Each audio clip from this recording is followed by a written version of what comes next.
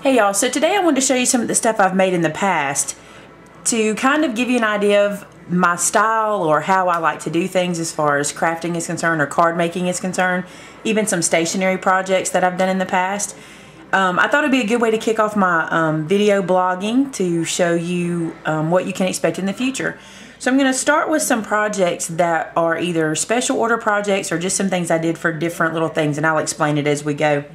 So the first thing I have is a card that I did as a test for a birthday party that was coming up. It was a surprise birthday party, and we were doing some testing of some different looks and different things we were going to do. And I used my Cricut for this element here, and there's some cuddle bugging that's done on this project. You can see that there. And a little hummingbird. The person this card was for was a big hummingbird fan.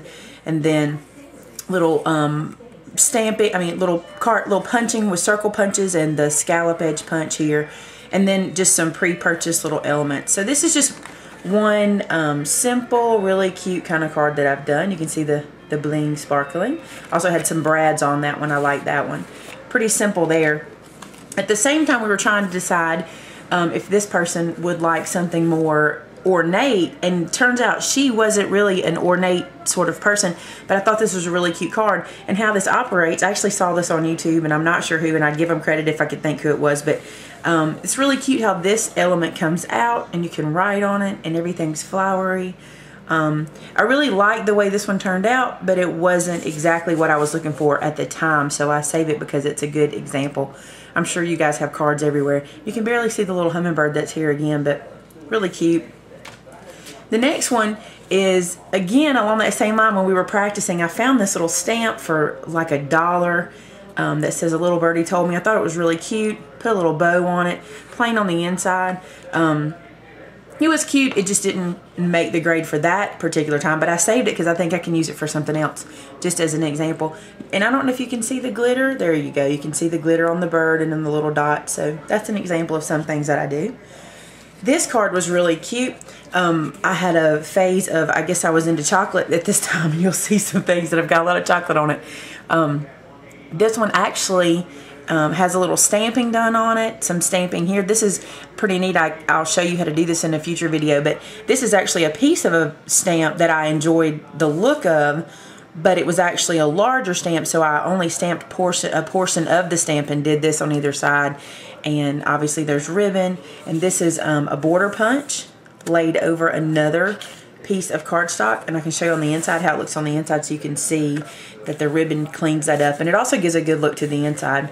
So that's another example of something different. Just for the fun, it says "You're so sweet." This one I actually made for someone in particular, and I actually did a double of it. This heart element was cut from my Cricut, and then I embossed the entire element to give it a silver metallic look. So it looks like a metal element when it's really paper that's been embossed heavily. And I'll show you how I did that too. And you can see that the Faith, Hope, and Love, that is also silver embossing to match this element cut from my Cricut. I tend to, and this might be a tip for you guys, I tend to cut these elements. If I need them for one project, I'll cut several of them and then keep them in my craft room, because you never know when you might need a simple little placard. I don't know. I call this a placard for the sentiment, so you never know what you can use that for. So I thought this was really cute. It has some glitter paper. So cute card.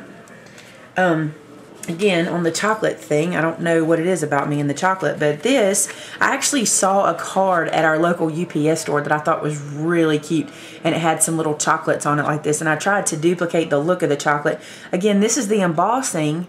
This is a neat technique I can show you in a future video too. I embossed the actual paper and a pink on top of that. So I did a little kind of a double embossing with the heat gun, and then chocolate makes me happy. And the background is all glitter, full glitter, blank on the inside, so you can put whatever you want. I made Love and Laughter using this stamp set that I really enjoyed. This is clear stamps, and it is made by Stampabilities, and it just has so many different words on it, and you just put it on your clear block and use it any way you want it. I really, really enjoy this stamp set. It wasn't extremely expensive, and I think I even might have used one of my Michaels coupons on it, but I was able to use it to make Love and Laughter on this card, which I really enjoy. I also used it to make Thinking of You on this card. So a couple of ideas.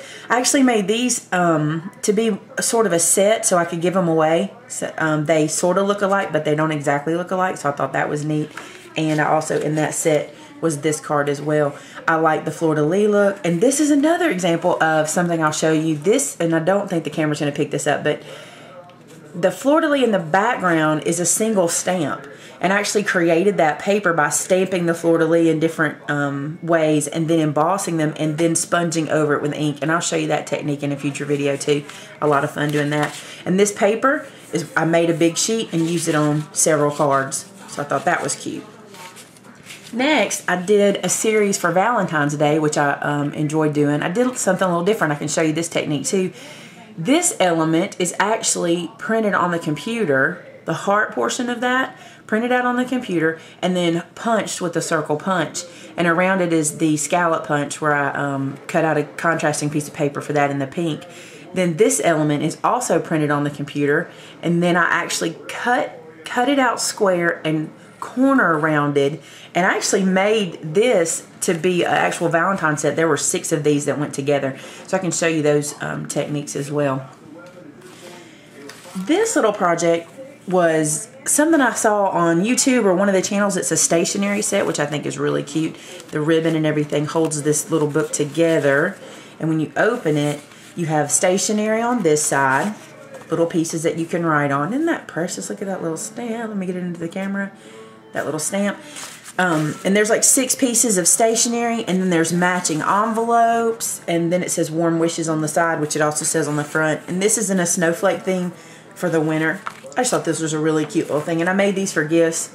Very cute. As a matter of fact, what I really love about this is one 12 by 12 sheet of paper that makes the book, and then your other paper elements inside are cuts and pieces of paper.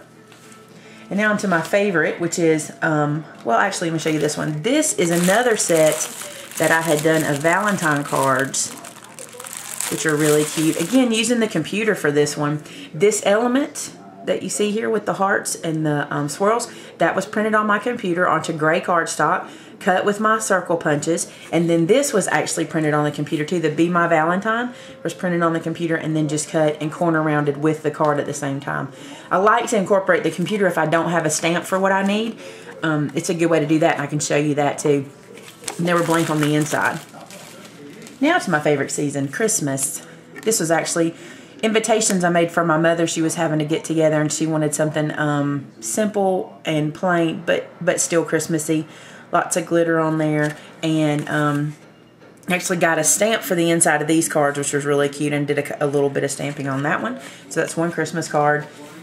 This is my favorite Christmas one, I think. It says Ho Ho Ho. It has a little Santa belt. I actually made this element using my Cricut and the Sure Cuts A Lot software, which I can show you that in the future too. We'll do some videos about that. A lot of fun. Little ribbon. Very cute. Again, with that same stamp. That's one trick. If you find a stamp that you like the sentiment of for Christmas, you can use it in just about every card you have. So that's a good way to save money and time. Now this was kind of a series set that I did. I really enjoyed these Christmas trees, which came in a $1 stamp set from Michaels. Very cute little Christmas trees. And then I was practicing with my handwriting, so that's actually my handwriting with a white pen.